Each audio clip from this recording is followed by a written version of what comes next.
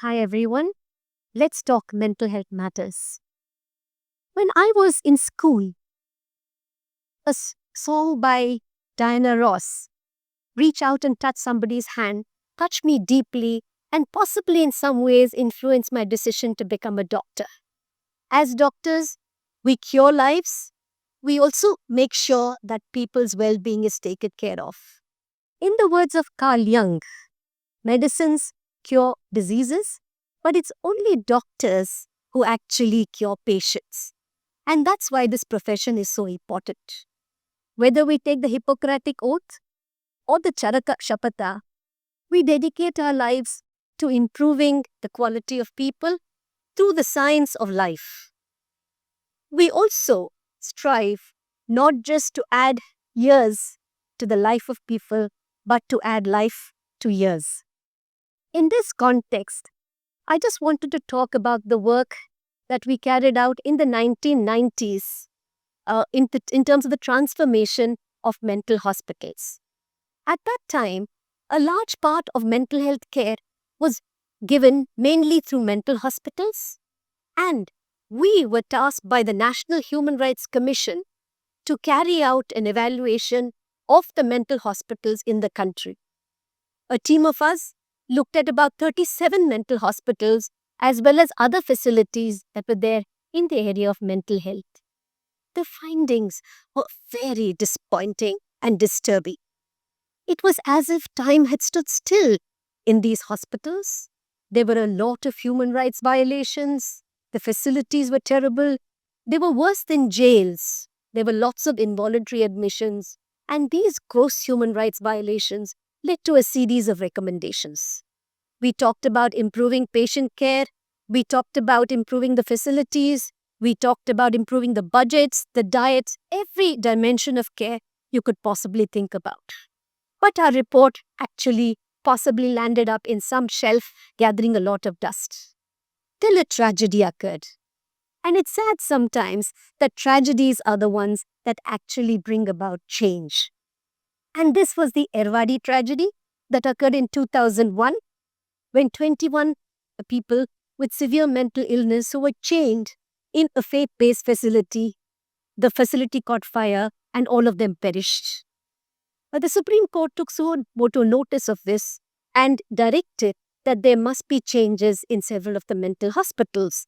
And as a consequence, what happened was that there were more number of voluntary admissions, facilities improved, diets improved, budgets improved. But it was mainly the hospitals that were actually supervised by the National Human Rights Commissions that you got a lot of this change, whereas many of these problems still continue to persist in many of the hospitals that we talked about. So whenever change occurs, change has to be constantly monitored, change occurs incrementally, and it's very, very important to keep note of that. It is my belief that every such institution will actually change into something that becomes contemporarily relevant and becomes thriving academic and training institutions just like NIMHANS, providing high degree quality care. We are moving in that direction surely but steadily, but I think we have a long way to go as far as that is concerned. Of course, over the years, what has happened is that healthcare has moved from institutional care to community care. We all know that there is a huge burden of mental disorders in our country. As many as 1 in 10 persons have a diagnosable mental disorder, and for every one person with the diagnosed mental disorders, there are probably 10 others who have psychological distress. Sadly, many of these suffer their disorders in silence and sometimes in shame because of the stigma that is associated with mental health care. And therefore, it's very important to overcome this stigma and to make sure, that people get care. Again, COVID-19, amidst all the tragedies that it caused, also created an opportunity for digital interventions to be exploited in providing mental health training and care. As a result, what happened was in 2015, the NIMHANS Digital Academy was born, like digital academies elsewhere in the country, to train people to actually be able to provide healthcare, even if they were not mental health specialists, that all doctors could be trained in mental health delivery so that they could then provide basic mental health care to everyone. And following this, in addition to the training, what happened was that the Telemanas was born. An incidental chat with the Niti Aayog, a realization that psychosocial care is very, very critical for people with mental health disorders led to the development of the Telemanas, with a Telemanas cell actually developed in every state and union territory. And this had trained counselors who could talk to people, understand their problems, and help them along. It's amazing what impact the Telemanas has caused. There are people who have been saved from the brink of suicide. There are people with sleep disturbances, interpersonal difficulties, tensions, examination difficulties, memory loss. Many thousands of people have been helped by the Telemanas. In fact, 2 years after its inception, the Telemanas has reached 15 lakh people with a variety of problems that I spoke about. So people from all remote parts of the country have been able to access mental health care. Hopefully with this, the stigma around mental health care will reduce and people have been directed to various places. It's not just people with suicidal behavior that have been helped, but people with acute psychotic disorders and behavioral problems who might never had care have been now directed to facilities which would provide care for them. It's not only the Telemanas, but recently we've also had the Telemanas app, which now nudges people to move not just in the direction of getting treated for mental health disorders, but to move in the direction of mental health promotion and self-care. And that's very, very important for all of us that we take care of ourselves, particularly medical students who have the burden of not just looking after and caring for people with chronic illness, but also they have the angst of the current generation. So from both points of view, medical students need to learn to look after their mental health and to develop resilience. And that brings me to the context of stress and burnout in the current context, particularly in the workplaces where we know that long working hours, poor control over working conditions, 24/7 access to digital technology on the one hand, and lack of support, feeling of isolation and loneliness is something that is possibly affecting everybody.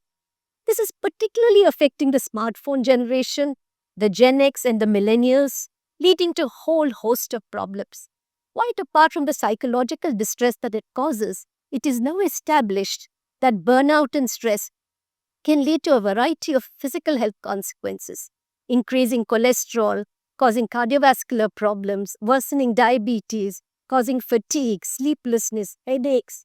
In fact, many deaths below the age of 45 have been attributed nowadays to stress and burnout. So it's very, very critical to really address this. And as I mentioned, medical students who are in the forefront of this really need to do that. And how do they do that? Very important to adopt a healthy lifestyle, which includes proper sleep, diet, exercise, managing their emotions, especially negative emotions, cultivating happiness in day-to-day affairs, being able to handle their interpersonal stress, in addition to being able to good and compassionate carers. So really the combination of both of these becomes very relevant, particularly to medical students. So what did we do at LIMHANS? We started a program called Namah, which is really a 12 to 14-week program, which looks at engaging physicians and other healthcare professionals in learning how to recognize stress, how to deal with stress, how to really be a fulfilling professional, how to manage work and life difficulties and challenges, and of course, most importantly, how to get help when they are in distress. The National Medical Council has also taken specific steps to try and address the work-related conditions of doctors, the stress that they face, making sure families are involved, faculty are trained, and finally to make sure that they get the help they need in a timely fashion. And this is very important because it's estimated that about 30% of medical students have depression, anxiety, or stress. It's very sad that in the last 5 years, about 358 medical students have died by suicide. All over the world, substance use among medical students is estimated between 20 to 40%. So we have a lot of problems at hand, but therefore, we must take immediate reparative steps to support particularly medical students as well as other healthcare professionals so that while their journey is challenging, it needs to be converted from a stressful journey to an exciting journey where they feel supported and can really, get the fullness of their potential. At NIMHANS too, we've done similar things. We have what is called Safe NIMHANS, where we're looking at well-being and stress reduction among students, among our administrative staff, among our faculty, as well as among our employees, so that there is a sense of well-being. And remember, well-being, reduction of stress and burnout will improve organizational productivity. So therefore, we all have a joint responsibility to try and improve the sense of well-being. I now move to my area of expertise, which is the addictions. And within the addictions, some of the innovations that we have done include having helplines for addiction, having a quick line for addiction where people can call in and get help for their addiction. There is also something called the M cessation, where the person needs to just give a missed call and they're supported in their quick attempts to tobacco. People tell them about the risks of tobacco. The messages talk about how you can stop tobacco. And in this fashion, the person can continue to stop tobacco.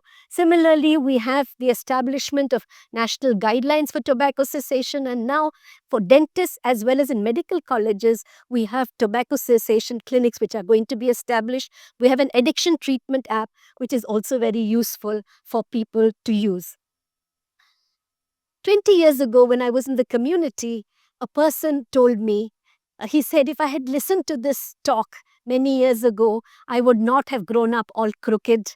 I might have become straight and actually fulfilled my obligations. And therefore, it's very important to have awareness programs in the community.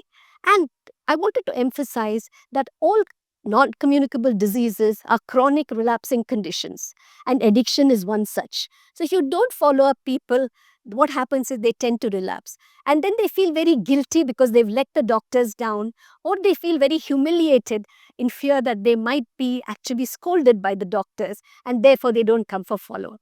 And by increasing this follow-up and having aftercare workers to deliver care, call them up and gently ask them how they're doing, urging them to come back even if they have a lapse, has made thousands of people from converting a lapse into a relapse. So I think it's very important that this lesson makes us expand care to the thousands of people who need aftercare, particularly in non-communicable diseases. Finally, one of the greatest assets I believe that I have are the students that we train. I've had the honor of teaching as well as learning from hundreds of postgraduates and helping them with their dissertations in MD, DM, MCH, MPhil, and so on. Each one has grown up to be a wonderful human being and a great professional. So the seeds that we sowed several years ago that we nurture have grown into saplings and then blossomed into trees and yielded so many flowers. And they're helping hundreds of people in their own way in different parts of the world. One of the things that all our postgraduates alumni tell us is that the umbilical cord to NIMHANS can never get severed. And that really is the power of education. So just as we plant these seeds, so must we plant ideas, ideas that are nurtured, ideas that are grown, watered, and then they actually get transformational while you wait for an opportunity. Remember, opportunity comes in very different forms, and therefore seize any opportunity by having the idea and propagating that idea. In the words of Mahatma Gandhi, be the change that you wish to see in the world. So all the very best to all of you, and may every idea really have ripple effects in the world at large. Thank you very much.